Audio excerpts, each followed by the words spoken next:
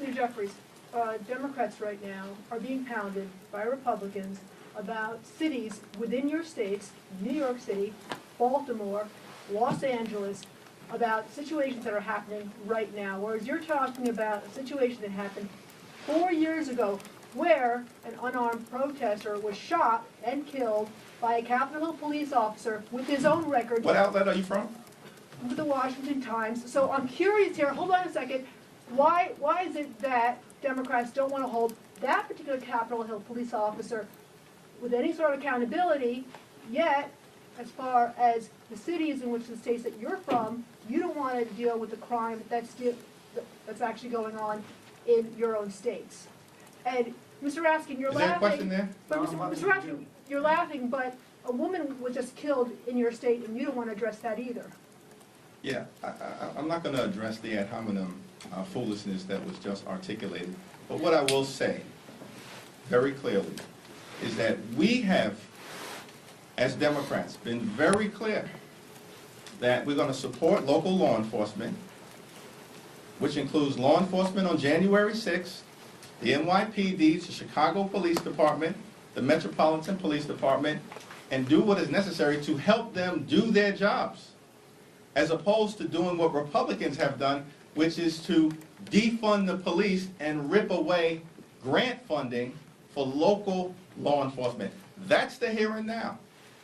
And Republicans don't want to talk about that.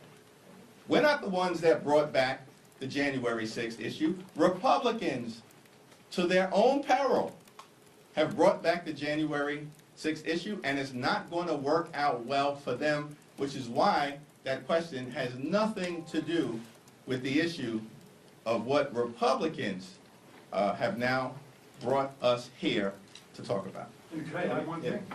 That question is typical of the anti-police officer propaganda that fuels this whole revisionist attack on the January 6th report.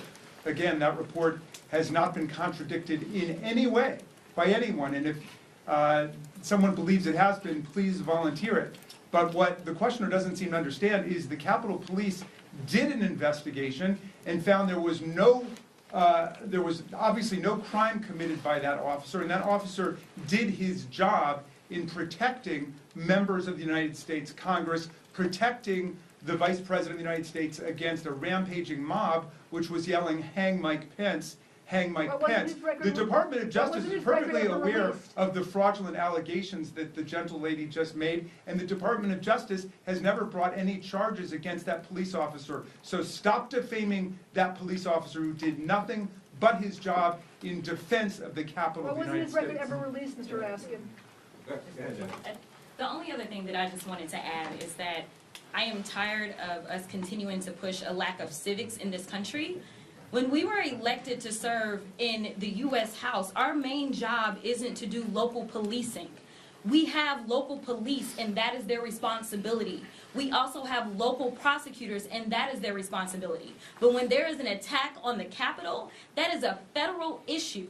And so we need to stop conflating what federal law enforcement should be doing, what local law enforcement should be doing, and who should be doing what. And I also want to point out that it is so rich that the Republicans believe in small government, and this is the biggest government that I've ever seen, because they have decided that now they are going to somehow be the local police that is going to solve local crime as the federal level. That is not what we're supposed to do, especially on our level. What we do is we write federal laws.